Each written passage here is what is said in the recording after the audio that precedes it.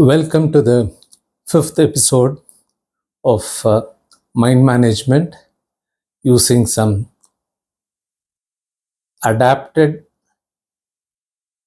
sutras from Patanjali's Yoga Sutra and applying those to our daily lives to reduce some stress, to reduce some anxiety, to give us some mental peace.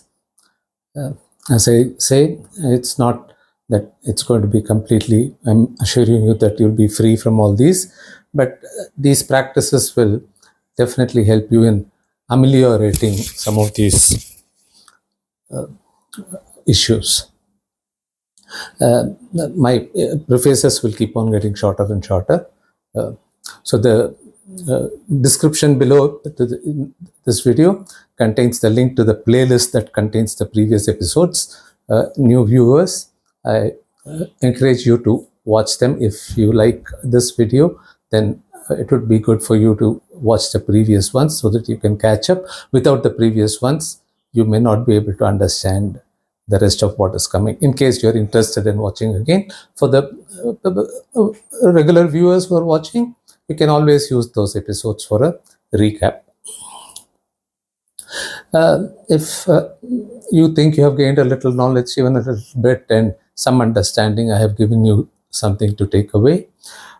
Please do subscribe to my channel, share this video, look at the playlist, subscribe to my channel, like this video, press the bell icon for getting notifications of subsequent videos. I find it difficult to say this all the time. I don't know why. So, Namaste, Namaskaram, greetings. I'm Ramakrishnan from Chennai, India. I will begin, as always, by stating the second aphorism from the first book. Patanjali's books are called Padas. There are 4 Padas. The first Pada is Samadhi Pada. In the second sutra, Patanjali very crisply, in 4 words, defines both the meaning of yoga and the object of yoga. Yogas chitta vritti nirodhaha. Chitta, mind stuff. Vritti, modification. Nirodhaha, restraint. Yoga is the restraint of the modification of the mind stuff. I'll start using less and less Sanskrit terms as we go on. We have already seen extensively, we have discussed in the previous episodes about chitta and the vrittis, and so I now want to take a pause in this episode, and so far I think maybe it has seemed to be all over the place, and we will it's like pieces of a jigsaw puzzle. We have put them there, they are all in place now. We just need to fit them together and you will see the whole of it. So that's what I intend to do mainly in this episode, so that we are very clear in our minds about what we are going to address. Before that, in the previous episode, if you remember, those who watched, we talked about colored and uncolored modifications, vrittis, klishta and aklishta vrittis, and I said I'm going to use my own definition of klishta, which is colored in any way.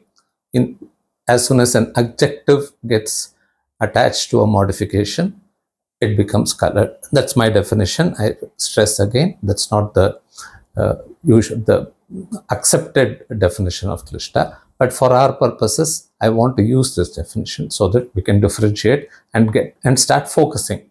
So, vrittas, modifications are colored or uncolored.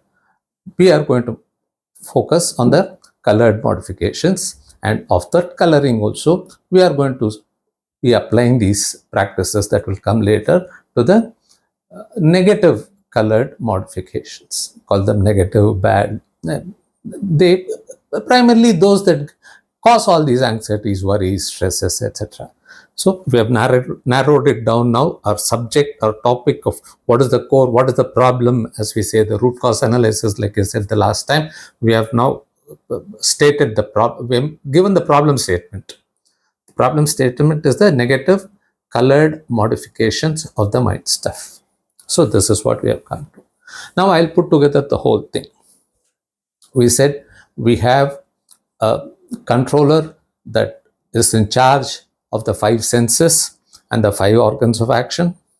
The controller gets inputs from the senses, does some basic processing. It has too much to do in getting perceptions itself, so it does not have much time or the capacity to do any further analysis. It does a basic analysis and sends it down to the processor.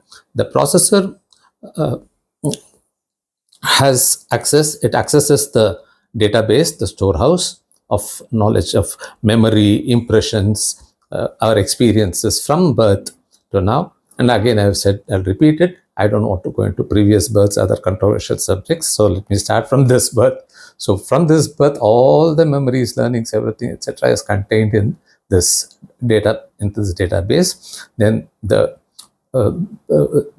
processor, it goes, the sensory input that has come in, it sees if there is any matching, it can match it in any way. It has an algorithm, so like Google or YouTube or whatever, it uses an algorithm to see what kind of the closest match, nearest match, what is best, and then it brings it back, and then it processes. That is where wisdom, knowledge, insight, all this is exerted by this processor, and to analyze this, like ChatGPT, and to give a very understandable output. Okay. And based on this output that itself generates, and then it decides whether what to do with it. Shall I now tell the controller to take some action, or does it stop here? So this is what the processor does. In this, now we have mentioned 3: the controller, the processor, and the database, the warehouse. And now we come to the ahamkara, the ego, which completes the jigsaw puzzle, the ego. As soon as the processor directs the controller to take an action, the ego immediately attaches itself to that action, and then we get the thought, I am doing this. That is where all this happens in, not even nanoseconds. It's instantaneous, so we don't, but if you think about it, this is the process broken up into pieces. So I hope this much is clear. Then we saw the modifications. I don't recollect much of whether we covered this topic, whether we covered all the 5 types of modifications. I think we listed them, if I remember right, and we said we would discuss them later because the time for the klishta, the colored and uncolored itself, I think took some time. So we will get into a bit of the vrittis, the 5 types of vrittis, which have these 2 attributes. Each of them can have, it can be either klishta or aklishta, depending on what happens. Before I go into the detail, again, I remembered something which I use very often when somebody asks me. I said, if you recollect, we attach adjectives to certain things, and then that is what happens when it becomes colored, by attaching adjectives. And I also recollect saying that the guru had only a small group of students, because for a person, a klishta can be colored negative color, but the same klishta, the same modification can cause a positive coloring to somebody else.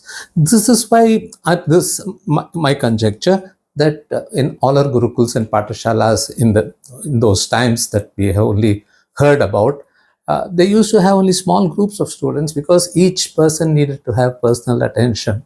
The teaching had to be tailor-made for that student. So I'll give an example. I've used this very often to some friends who knew that I was into the subject. When they used to ask me, I used to tell them, okay, consider a person who has gone through all stages of an interview, all done through Zoom and Team and con calls, etc., all the various means of communication that we have today. And now he has a final job interview. He's from Chennai, and the interview is in Delhi. and he wants to be very careful. He books his ticket so that he arrives one day in advance. Before the interview, he has booked his accommodation, everything, and then he starts from home on his way to the airport, and his vehicle suffers a bad accident, and he has multiple fractures. And in the hospital, they tell him that his mobility is going to be very limited for the next month or so, and that he has to stay in hospital, with the leg pushed up with a chain and everything in the cast that we see in movies. So that's what they tell him. And what kind of coloring do you think now this incident has cost him? What are the perceptions for the five senses? Well, of course, pain, but then emotions inside are also, which are stored in the warehouse, they are also brought to the surface. So then he gets that feeling of bad luck, cursing his misfortune, feeling of the pain, and the rest of it. A couple of hours later, he is informed that the flight in which he was supposed to travel has crashed. But this is just hypothetical, okay? That it has crashed and there are no survivors. Now, what do you think his state of mind is now? The same klishta that was negative, wouldn't it have turned positive now? Wouldn't he be thanking his good fortune that he had that accident? I want you to ponder over this. This is the way many things happen to us. An adjective that we attach to a modification for a period of time can suddenly change. You can think about such incidents in your own life. I want you to focus on that. I don't intend taking up too much time today. I realize I'm making my videos very long, so let's keep it short. So the last I remember about that is that we listed the 5 vrittis. I don't recollect, but we will list them anyway. There are 5. The modifications are of 2 attributes, that is colored and uncolored, and they are 5 types.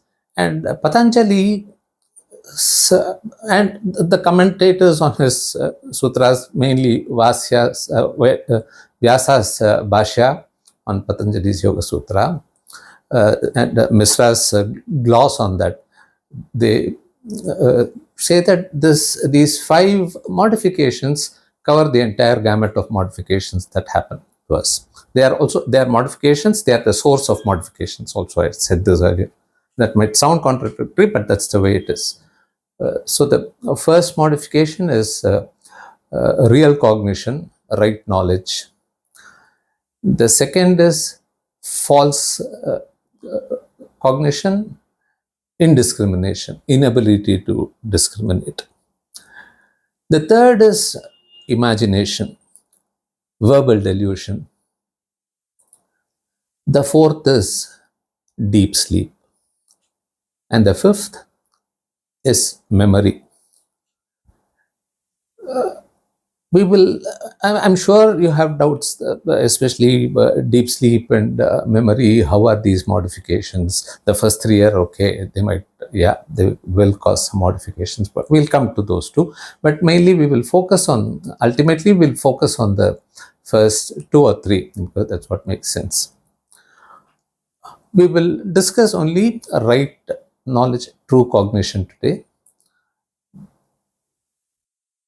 Patanjali says true cognition has 3 sources. The first is direct perception, which is what you feel with your 5 senses. That is what he means, and that is what we have discussed also, that the controller does. It takes in, brings it to the processor goes, comes back, and then if necessary directs the controller to take action through the organs of action. So the first one is direct perception. What we feel through our 5 senses is direct perception, and this it must be obvious, with some exceptions, that this is the most dependable. What we get through the 5 senses, they may be deceptive sometimes, but if we can say that relatively we depend upon something for gaining the right knowledge, true cognition, it is the five senses that we depend upon. And we will look at the perception through the direct perception. We'll discuss it. And then inference. There is no smoke without fire. And verbal authority. I think that is quite different now, given the amount of fake news and deep fakes, other things that go on nowadays. I don't know very much if we can trust the verbal testimony. According to Patanjali, it was verbal testimony of learned men or from the scriptures. I don't know how relevant they are today, how much we can rely upon, and how much true knowledge we can get from these sources. But we can look at the direct perception and inference as most common sources of knowledge today. So,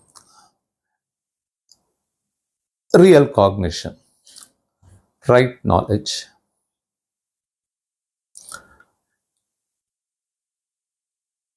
We see a tree. The controller processes it through the eyes, gives it to the processor, goes back. Your memory has always been of a tree. Why? Did you know it at birth? Were you born with the knowledge that it is a tree? No.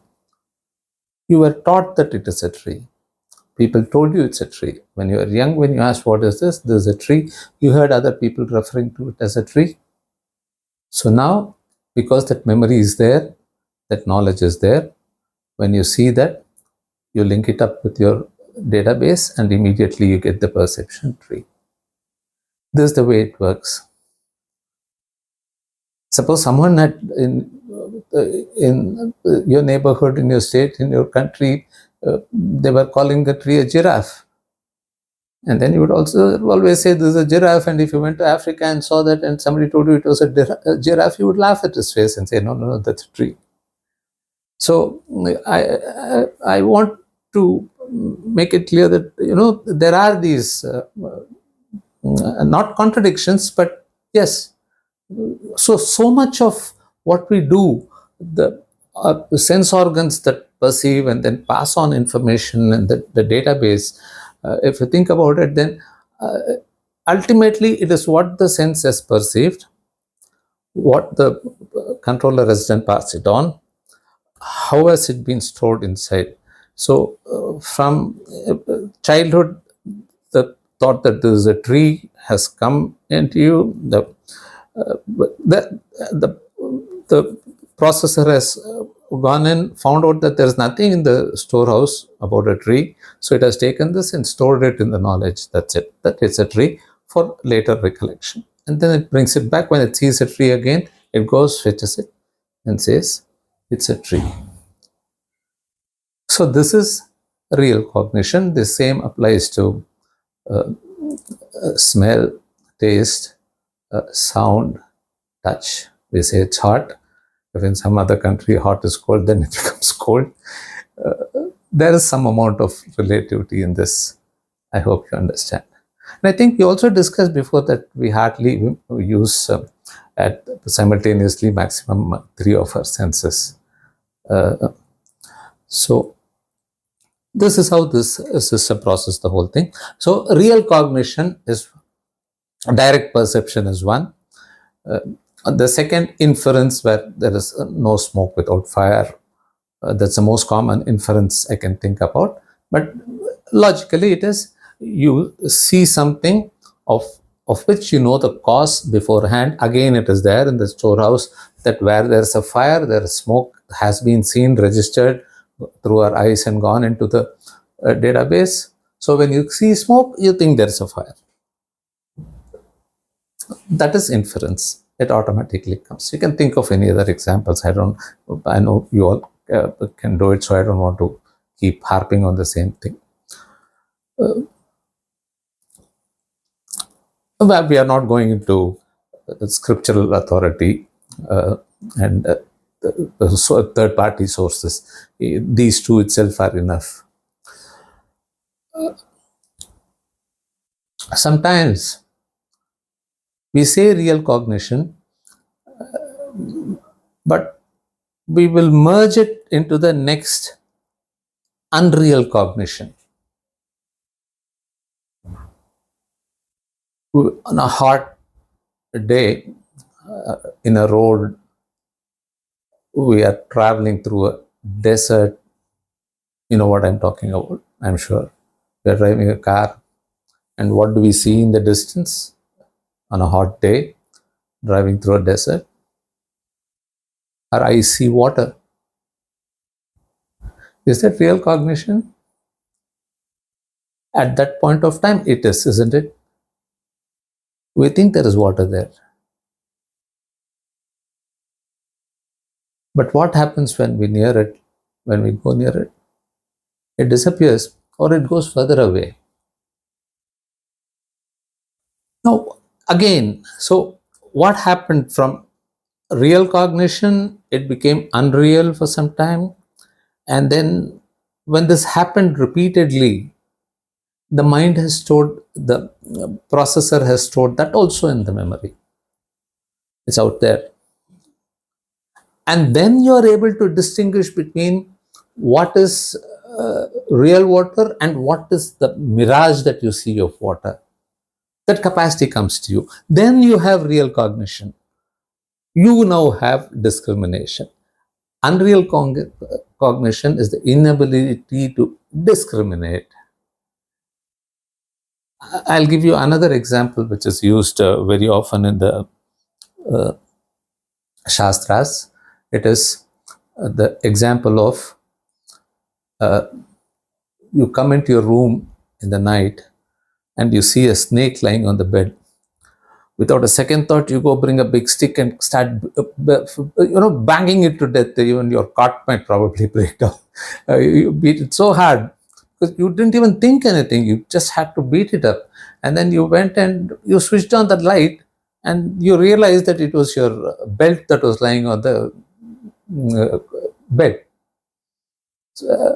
So this is an example often used in our Upanishads and in the Vedas and in teachings for a distinction between discrimination. We will come to it, Viveka, Vairagya, those are topics. I will stop for today. Again, it's 25 minutes, but I think I have put the jigsaw puzzle together. The controller, the processor, the warehouse, the ego, and then the sensory inputs that come in that cause colored thoughts of good or bad, and we are going to focus on the bad and how now the real cognition comes in, and this with what we want to achieve, we will tie it up together again. I hope so far it is clear what I have said and described. This system is clear to you. Thank you very much for listening. Again, repeat, please, if you like what I've said, subscribe to my channel, share this video, look at the playlist, click the bell icon. I want the word to spread so that more people learn what is there in our ancient scriptures. Namaste, namaskaram, greetings.